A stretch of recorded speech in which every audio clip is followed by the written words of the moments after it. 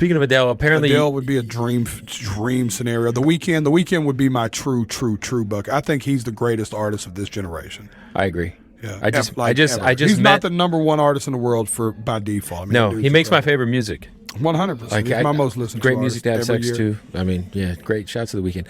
I just met him at the iHeart Festival, and the fool was like a fan of my work. Really? He was like, "Yo, I just want you to know, like it seems like everything you do is like from a genuine good place. Like you feel like you got a good spirit." If Abel said something like that to me, it was crazy because and we just started talking about like.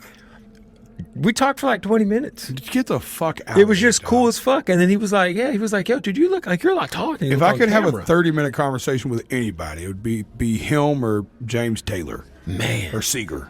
Be one of them three. Seeger, Taylor, or Abel. It's yeah, that'd be a dream feature for me though, man. I'm a huge Weeknd fan.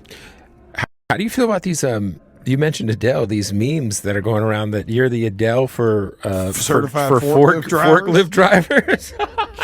Look, man, dude, I'm just glad dude, can you believe I'm become a meme? Yeah. No, I mean, Did you know they got so many, are they called GIFs or GIFs? I think it's a GIF. It's a hot button issue. I think it's GIF. All right, it's a GIF. From the beginning, but no one calls it that. It's a GIF. So, yeah, they got GIFs of me now. Yeah.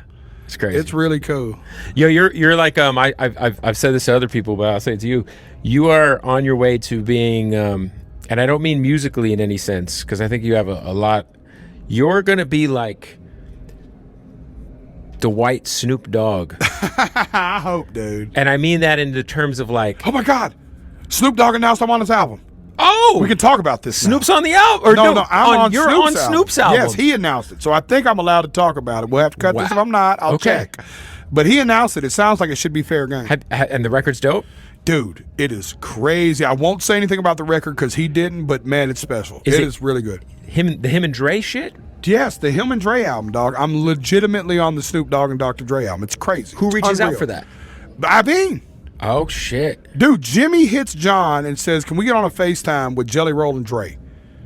And I'm like, Dr. Dre? They're like, yeah. So listen, I get on a FaceTime on my back porch. I'm like a kid. Jimmy's there, and I'm already like, I cannot believe this is Jimmy Iovine, yeah. And he goes, oh, here goes Andre coming now, or there goes Dre now, and you can see that the camera's wiggling a little bit, so you can tell he's walking in the frame, and you could tell that they do that. You know that this is they're still. You could tell they're still this close. Right. So it was just super cool, and he sits down, and they're just like, yo, and he's like, I got this crazy idea, and I'm like, oh, dude, this is Dr. Dre, and then he's like, so it gets even cooler, and he's like, I can send you something, or you can write something and send it back, or you can come here and we can write something. When he said that, I was like, there's no way he expected me to do any other option. I was like, if coming and writing with you's the option, I'm coming. So you went? I went. And you worked with Dre in person? I worked with Dre in person, dude. At his house? Yes. Yeah, because that's how he worked. I mean, I heard that we're going to say at his studio. But yeah, it was crazy. Well, no, everyone knows it's at his house. Okay, it's at his house. Yeah, it's at his house. Yeah, I heard those. Everybody knows it's. I heard the speakers are crazy. Listen, dog. Now that I've worked with Eminem and Dr. Dre, when you work with people that big, they're the only two people I'm scared to talk about. Yeah. Like when it's like, how did that go? But I mean, like being like, I don't know what I can and can't say. Right. You know what I mean? They're that famous and that legendary. But it was the most awesome session ever, dude. I walked in, Dre was just like, biggest, most warm hug. I went by myself completely. Yeah. So I mean, I pull up solo, walk in solo. And then we go down to like the dungeon, and it's just a vibe.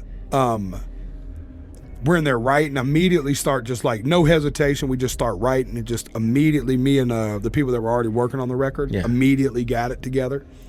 And you could just feel that like it was really fun because I felt like I earned their respect kind of early in the process. So I had a moment where I was like, all right, cool, I'm holding like you belong. Yeah, it's like, because I know when you walk in those rooms, I'm still the kid that's coming to rap at the lunch table. Like, I want to prove that I deserve to be at the table.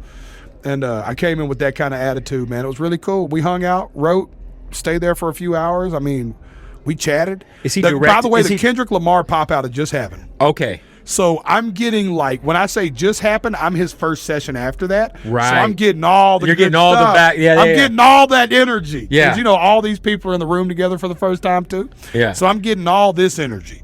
So it was special, man.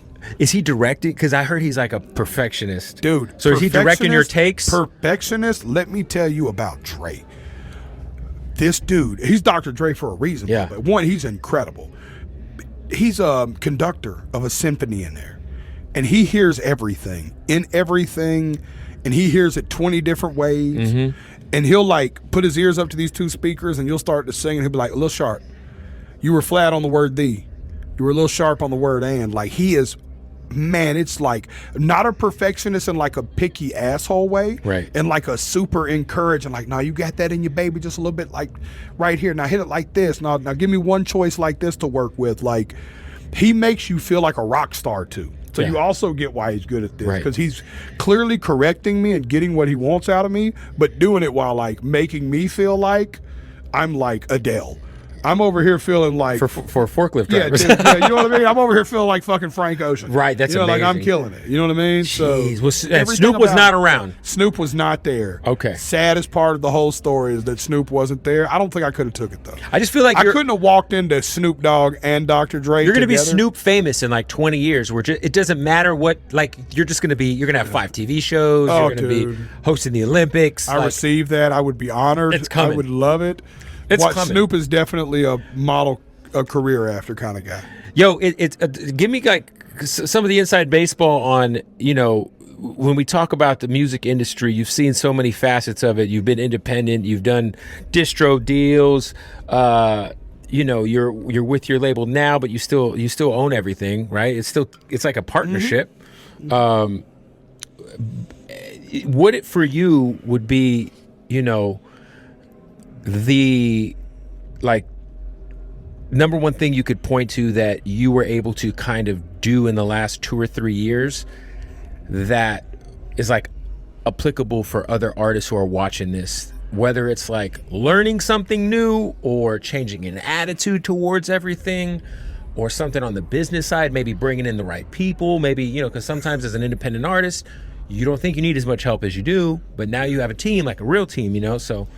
Yeah, I could definitely say that the biggest difference was really getting with a label. Like, honestly, not because of the machine as much as people like, I used to be the guy too, like rage, like the machine. Right.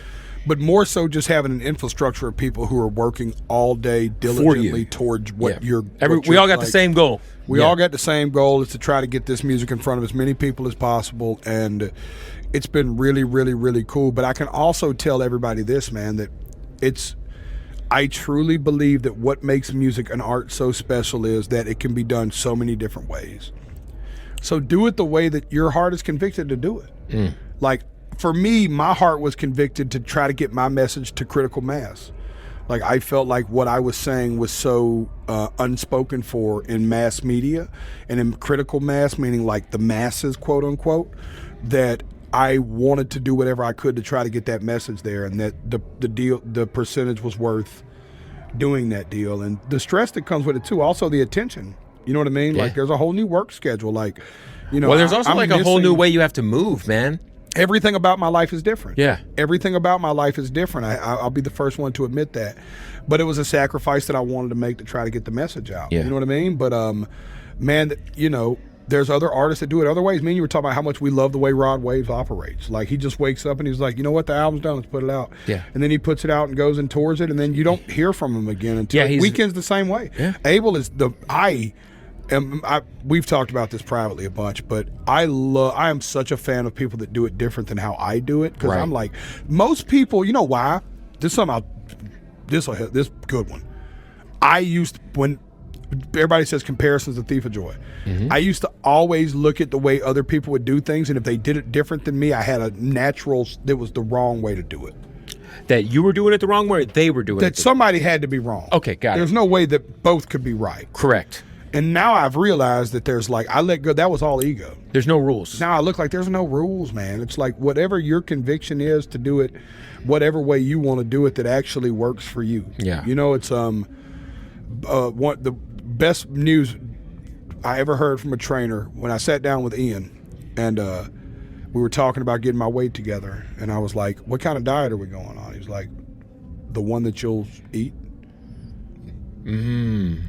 And I was like, huh? He was like, yeah, man, all that stuff is like, yeah, does keto work? For sure.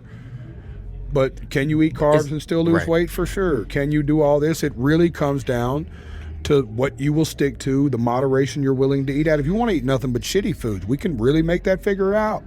You're going to have to eat a lot less.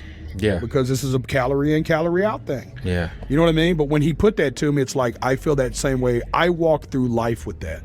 I used to walk through life like this, Kev. Everything that I had, I held like this. And it served me none at all. It only worked against me, I learned. I walk through life like this. I don't hold none of that stuff like this no more. You know what I mean? I don't have none of those. I'm not hammered to one ideology. I'm open to listen to any interpretation anybody has of anything to see if I can gain anything from it at any moment. I'm not like that overly committed to anything at any point anymore.